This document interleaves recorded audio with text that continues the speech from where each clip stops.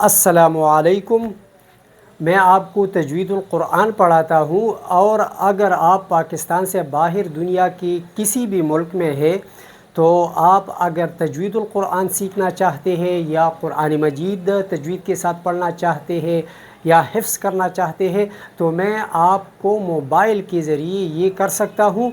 और बहुत सादा सिंपल और आसान तरीक़ा है, मोबाइल के ज़रिए मैं आपको ये तमाम कोर्सेज़ करा सकता हूँ। तो अगर आप इन कोर्सेज़ में दिलचस्पी रखते हैं तो आप मुझसे मेरे इस व्हाट्सअप नंबर पर रब्ता कर सकते हैं, और ये है +923139603315। तो इंशाअल्लाह मैं आपको इस तरह पढ़ाऊँगा कि आपको बिल्कुल आसान तरीक़े से आपके ज़हन में सारा कॉन्सेप्ट क्लियर करूँगा, और फिर आप तजवीद के साथ कुरान पढ़ेंगे और आपको बहुत सारे सवाब मिलेंगे। अब इस क्लास में मैं आपको ये तजवीदुल कुरान का एक सिलसिला शुरू करता हूँ उर्दू में, ताकि उर्दू समझने वालों के लिए मैं तजवीदुल कुरान कोर्स पेश करूँ और फिर वो इसके काबिल हो जाएंगे कि कुरान मजीद तजवीद के साथ पढ़े, क्योंकि तजवीद के साथ कुरान पढ़ना वाजिब और ज़रूरी है। तो इस क्लास में मैं आपको तजवीद के बारे में कुछ मबादियात बताता हूँ, जो कि तजवीद की तारीफ़ है, तजवीद की मौजू क्या है, फ़जीलत और इसके हुक्म के बारे में मैं आपको बताता हूँ। तो सबसे पहले मैं आपको बताऊंगा कि तजवीद की मानी क्या है। तो तजवीद की मानी है किसी चीज़ को संवारना, किसी चीज़ को खूबसूरत बनाना। और तजवीद के जो हमारे इसके इस्तिलाही माना है तजवीद के, तो ये है कि तजवीद कहा जाता है हर हर्फ को उसके मखरज से मा सिफ़ात लाज़िमा और आर्ज़ा अदा करना। तो ये इस तजवीद की इस्तिलाही माना भी है और ये इसकी तारीफ़ भी है। यानी अगर आपसे कोई पूछे कि तजवीद की तारीफ़ क्या है, तो तजवीद की तारीफ़ ये है कि तमाम हुरूफ को अपने मखारिज से मा सिफ़ात लाज़िमा और आर्ज़ा अदा करने को तजवीद कहा जाता है। इसके अलावा तजवीद का मौजू क्या है, तो तजवीद का मौजू जो है अरबी के 29 हरूफ है, यानी 29 हरूफ अलिफ से लेके या तक जितनी भी ये हरूफ है ये तजवीद की मौजू है। और इन हरूफ को किस तरह अदा कर सकते हैं, और फिर इन हरूफ को जब हम अल्फाज में रखते हैं फिर हम इनको किस तरह पढ़ेंगे, तो ये है तजवीद का जो मौजू है। फिर इसकी जो फ़जीलत है तजवीद की, तो तजवीद की फ़जीलत और अहमियत तमाम उलूम से अफजल है, क्योंकि तजवीद का ताल्लुक़ कुरान मजीद से है, और कुरान मजीद अल्लाह ताला की किताब है जो कि तमाम कुतुब से अफजल है। इसलिए तजवीद के इल्म जो है इसकी फ़जीलत और अहमियत तमाम उलूम पर ज़्यादा है। फिर इस तजवीद का हुक्म क्या है, तो तजवीद का हुक्म जो है वो कुरान, सुन्नत और इजमाए उम्मत की रूह से तजवीद का हुक्म वाजिब है, और कुरान मजीद को तजवीद के साथ पढ़ना ज़रूरी और लाजमी है।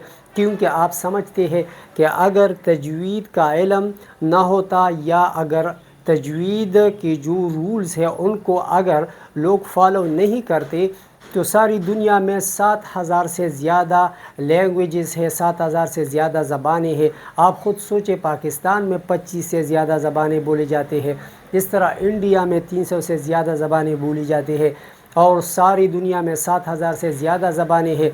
तो अगर तजवीद के क़वानीन को फॉलो नहीं करते तो मुख्तलिफ़ ज़बानों वाले जब कुरान मजीद पढ़ते होंगे तो फिर ज़रूर उनकी ज़बान का दखल कुरान मजीद के पढ़ने में आएंगे, और फिर वो कुरान मजीद को बिल्कुल इस तरह पढ़ेंगे कि आपको समझ भी नहीं आएगा कि ये कुरान मजीद पढ़ता है या कुछ और माअज़ल्लाह पढ़ते हैं। तो इसलिए तजवीद का इल्म इंतहाई ज़रूरी है, और ये तजवीद के इल्म की वजह है कि आजकल आप दुनिया की किसी भी कोने से और तमाम कॉन्टिनेंट से, तमाम जो बर्र आज़म है और बहुत से ममालिक से आप جو ہے نا قراء حضرات اور حفاظ کرام لے آئے اور وہ ایک صورت پڑھیں گے اور تمام جتنی بھی زبانوں والے ہیں تجوید کے علم کی وجہ سے وہ ایک صورت بالکل ایک جیسے پڑھیں گے، تو اس کی اہمیت فضیلت بہت زیادہ ہے اور یہ بہت زیادہ ضروری ہے۔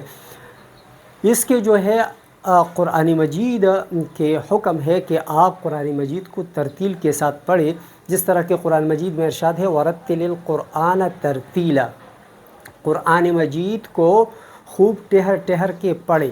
تو ترتیل کا مطلب ہے، حضرت علی رضی اللہ تعالیٰ عنہ نے اس کی تفسیر میں لکھا ہے، یعنی ترتیل کے تفسیر میں کہ الترتیل ہوا تجوید الحروف و معرفت الوقوف۔ ترتیل کی معنی کیا ہے؟ ترتیل اصل میں ہے تجوید الحروف، یعنی حروف کو اپنی مخارج سے مع صفات لازمہ اور عارضہ ادا کرنا، اور معرفت الوقوف، اور یہ جاننا کہ آپ نے کہاں رکنا ہے، کہاں ٹھہرنا ہے اور کہاں ٹھہرنا نہیں ہے۔ تو تجوید جو ہے اس کو کہا جاتا ہے۔ اور تو آپ کے ذہن میں یہ بات ہونی چاہیے کہ ترتیل کی دو اجزاء بن سکتی ہے، ایک تجوید الحروف اور ایک معرفت الوقوف، اور ان دونوں کو ہم تجوید میں ڈسکس کرتے ہیں۔ اب ہم آگے آتے ہیں کہ تجوید جو ہم پڑھتے ہیں، تجوید جب ہم کرتے ہیں تو اس کے لیے ہمارے ساتھ حروف تہجی 29 حروف ہے، 29 الف سے لے کے یا تک، اور اس کے لیے جو مخارج ہے، مخارج مخرج کی جمع ہے، اور مخرج کہا جاتا ہے نکلنے کی جگہ کو۔ تو جس جگہ سے ایک حرف نکلتا ہے اس جگہ کو اس حرف کا مخرج کہا جاتا ہے۔ مثلا ہمارے ساتھ طا دال تا، یہ ایک مخرج سے نکلتے ہیں، وا ذال ثا یہ اور مخرج سے نکلتے ہیں۔ تو جس منہ کے اندر یا جو لپس ہے، جو ہونٹ ہے، اس سے جو حروف نکلتے ہیں تو ان جگہوں کو مخارج کہا جاتا ہے۔ اب مخارج ہمارے ساتھ 17 ہے، 17 ہے، جبکہ حروف ہمارے ساتھ 29 ہے۔ تو یہ کس طرح ہے؟ تو یہ اس طرح ہے کہ ہمارے ساتھ اس طرح کی کئی مخارج ہے کہ ان سے ایک ایک حرف ادا ہوتے ہیں۔ مثلا قاف کا الگ مخرج ہے، کاف کا الگ مخرج ہے، ضاد کا الگ مخرج ہے، یعنی ایک حرف کا ایک مخرج ہے۔ کچھ مخارج ہمارے ساتھ ایسے ہیں کہ ان سے دو دو حروف ادا ہوتے ہیں۔ مثلا اقصائے حلق سے حمزہ ہا ادا ہوتے ہیں 2 حروف، اس طرح جو ہے وسط حلق سے 2 حروف ادا ہوتے ہیں عین ح، اور ادنائے حلق سے 2 حروف ادا ہوتے ہیں غین خا۔ پھر ہمارے ساتھ اس طرح کے مخارج ہے کہ ان سے 3 حروف ادا ہوتے ہیں، مثلا طا دال تا، یہ تینوں حروف ایک ہی مخرج سے ادا ہوتے ہیں۔ اسی طرح وا ذال ثا، یہ 3 حروف، لیکن 3 حروف سے زیادہ ایک مخرج سے بھی ادا نہیں ہوتے، کم سے کم ایک حرف ایک مخرج سے، اور زیادہ سے زیادہ 3 حروف ایک مخرج سے۔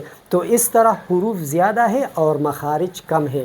اسی طرح ہمارے ساتھ پھر جو ہے مخارج کے بعد جو صفات الحروف ہے تو وہ ہے، تو صفات الحروف اس کو کہا جاتا ہے۔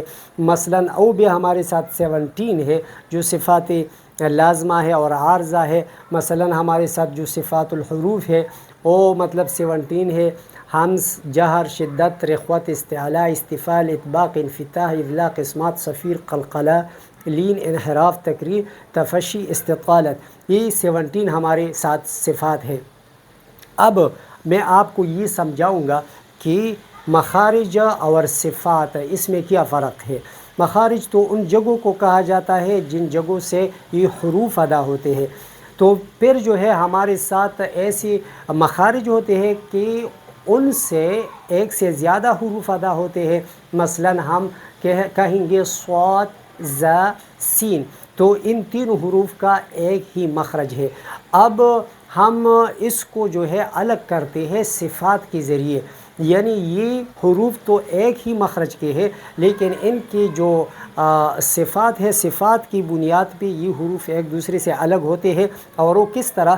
مثلا ہمارے ساتھ یہ حرف ہے صاد، صاد، صاد، یہ ہے صاد، تو یہ صاد جو ہے اس میں استعلاء اور اطباق ہے، صاد ضاد، صاد ضاد، طا وا، تو یہ صاد अब देखिए ना, स्वाद, इसको हम पुर पढ़ते हैं तो इसको इस्तिआला कहा जाता है। और सीन और ज़ा ये भी इसी मखरज की हरूफ है, लेकिन इन हरूफ में इस्तिआला नहीं है तो हम इनको पुर नहीं पढ़ती, इसमें इनमें इस्तिफ़ाल और इन्फ़िताह है तो हम ज़ा सीन पढ़ते हैं। तो ये जो सिफ़ात होते हैं ना, तो इन सिफ़ात की बुनियाद पर फिर ये एक मखरज वाली हरूफ एक दूसरे से अलग हो जाते हैं। जैसे स्वाद सीन और ज़ा से अलग हो गई। अब सीन और ज़ा में फ़र्क ये है कि सीन में हमस है, यानी फ़हफ़हु शख़्सुन सकत, तो इसमें सीन में जो है वो हमस है, हमस का मतलब है इसको नरम बोला जाता है। और ज़ा में जहर है जो कि ये ज़रा सख्त बोला जाता है। तो सीन और ज़ा एक दूसरे से हमस और जहर इन सिफ़ात की बुनियाद पर एक दूसरे से अलग होते हैं।